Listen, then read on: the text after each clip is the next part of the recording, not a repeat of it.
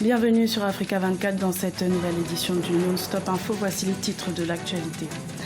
En Côte d'Ivoire, la Cour africaine ordonne la révision de la commission électorale indépendante. Cette décision de justice intervient suite à une requête déposée en 2014. Au Sénégal, 14 nouveaux partis politiques ont été recensés par les autorités en 2016. Le ministère de l'Intérieur fait désormais état de 272 partis politiques légalement constitués dans le pays. Et si la finance sauvait le monde, selon plusieurs experts, la finance pourrait être un puissant outil pour lutter contre la pauvreté, notamment en Afrique. Mais tout d'abord, au Bénin, les magistrats ont pris la décision d'observer une grève de 72 heures à compter de ce mardi 22 novembre. N'ayant pas trouvé satisfaction à leurs revendications après l'ultimatum lancé au gouvernement le 21 octobre 2016, les magistrats ont officiellement annoncé leur intention de paralyser l'administration judiciaire jusqu'au 24 novembre. Ils revendiquent entre autres le paiement des arriérés de janvier à septembre 2016. En Côte d'Ivoire, la Cour africaine des droits de l'homme et des peuples a ordonné la révision de la commission électorale indépendante et impose la transmission d'un rapport d'ici un an. Cette décision de justice fait suite à une requête déposée en 2014 par l'Action pour la protection des peuples et des droits de l'homme, ou Kalsumba. La Cour africaine des droits de l'homme et des peuples ordonne la révision de la commission électorale indépendante de la Côte d'Ivoire et impose la transmission d'un rapport d'ici un an. Cette décision intervient suite à la requête déposée par l'Association pour les droits de l'homme en juillet 2014. Celle-ci révèle que la CEI est partiale dans l'exercice de ses fonctions et est composée majoritairement des membres du parti au pouvoir. Je pense que cette décision que vient de prendre la Cour africaine qui juge la loi qui fonde la commission discriminatoire est juste parce que quand vous prenez la composition de cette commission-là, il y a effectivement plus de représentants du régime en place que ceux de l'opposition ivoirienne, et cela a fait l'objet de beaucoup de contestations de la part de l'opposition ivoirienne. Cette décision de la Cour africaine des droits de l'homme intervient au lendemain des élections référendaires du 30 octobre 2016, la deuxième dans l'histoire politique de la Côte d'Ivoire. Selon de nombreux experts, l'applicabilité de cette mesure sera déterminante pour le climat sociopolitique du pays qui a traversé une crise sans précédent en 2010. Parce qu'on sait que depuis mai 2014 que la nouvelle monture du texte sur la loi visant à réformer la CEI a toujours fait l'objet de contestation, mais l'impact sur aujourd'hui la situation sociopolitique en Côte d'Ivoire dépendra de la façon dont le régime Ouattara va accueillir cette décision. Est-ce que ce régime-là est prêt à accepter la décision? Je me dis tout est subordonné à cela. La Cour africaine des droits de l'homme et des peuples demande à l'État ivoirien de réformer sa loi numéro 2014-335 du 5 juin 2014 relative à l'organisation, la composition, les attributions et le fonctionnement de la commission électorale indépendante. Rappelons que la plateforme de l'opposition a également introduit un recours auprès de la CEDEAO. Objectif, l'annulation de la réforme constitutionnelle du 30 octobre 2016. La Guinée équatoriale accueille à partir de ce mardi 22 novembre plusieurs chefs d'État et de gouvernement africains pour la suite des travaux du 4e sommet Afrique-Monde arabe à Malabo. Ce forum, placé sous le thème « Ensemble pour le développement durable et la coopération économique », devrait permettre d'échanger sur les opportunités d'investissement et de partenariat entre les différents pays africains et arabes.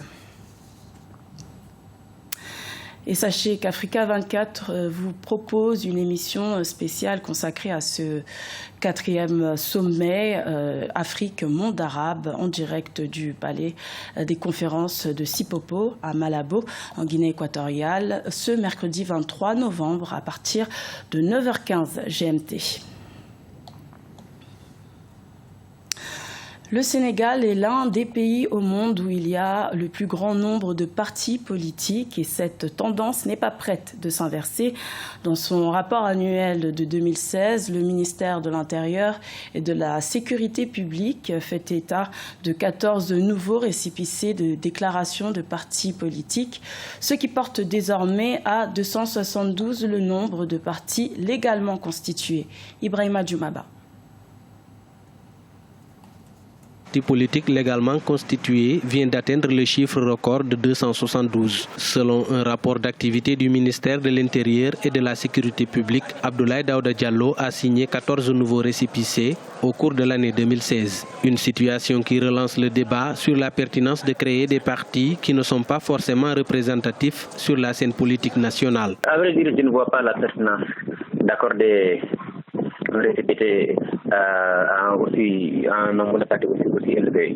Surtout quand on sait que les partis politiques au Sénégal ne font que amuser la galerie, dérouler un agenda pour certaines personnes qui veulent s'approcher du pouvoir ou bien qui veulent régler des comptes avec le pouvoir et qui en réalité ignorent totalement les préoccupations des populations. Depuis quelques années, des voix s'élèvent pour demander la réforme du système politique sénégalais avec notamment l'organisation et l'encadrement du mode de constitution des partis politiques. Certains hommes politiques ont même demandé la dissolution des partis politiques qui n'ont pas d'élus aux conseils locaux et à l'Assemblée nationale. Vous savez, la création d'un parti politique, comme on peut le dire, il suffit juste de faire une déclaration préalable et qui consiste vraiment à informer l'administration, c'est-à-dire l'autorité publique, à savoir le ministère de l'Intérieur. Donc ça, c'est un droit inaliénable. Ce que les pouvoirs publics doivent faire pour vraiment limiter ces histoires de pléthore, de partis politiques plutôt qui partagent la même idéologie, peuvent se ranger d'un côté.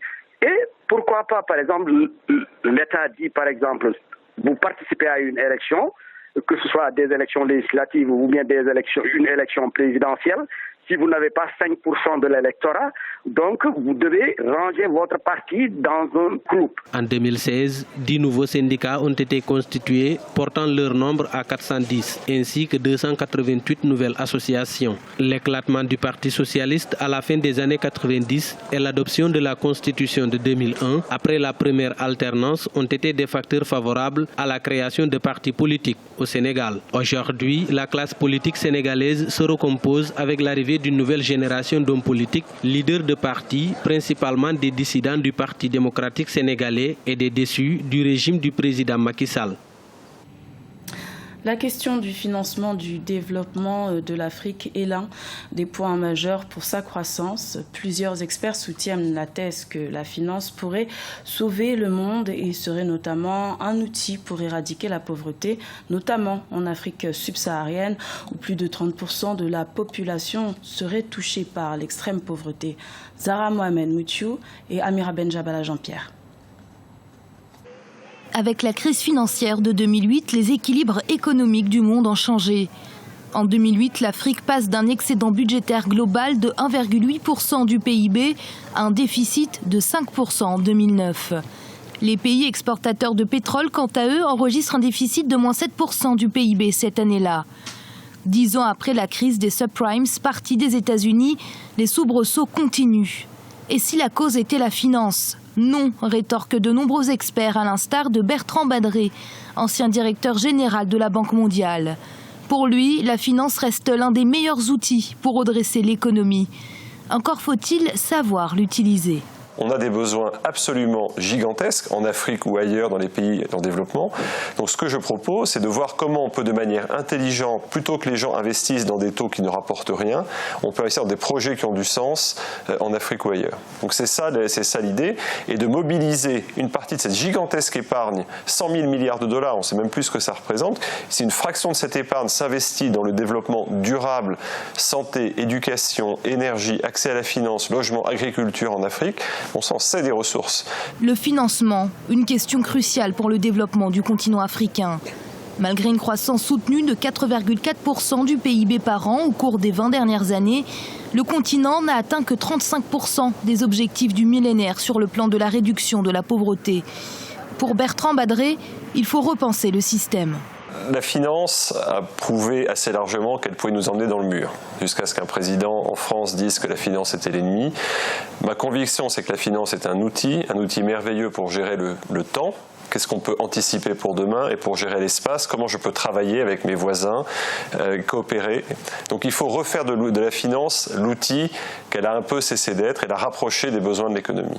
Pour moi, c'est fondamental. La finance est ce qui va nous permettre de traiter les grandes questions de développement en Afrique et un peu partout dans le monde, pourvu que la finance soit de nouveau sous contrôle. Repenser et changer d'écosystème. Le secteur privé est central, particulièrement en Afrique, où 10 à 12 millions de jeunes arrivent chaque année sur le marché du travail.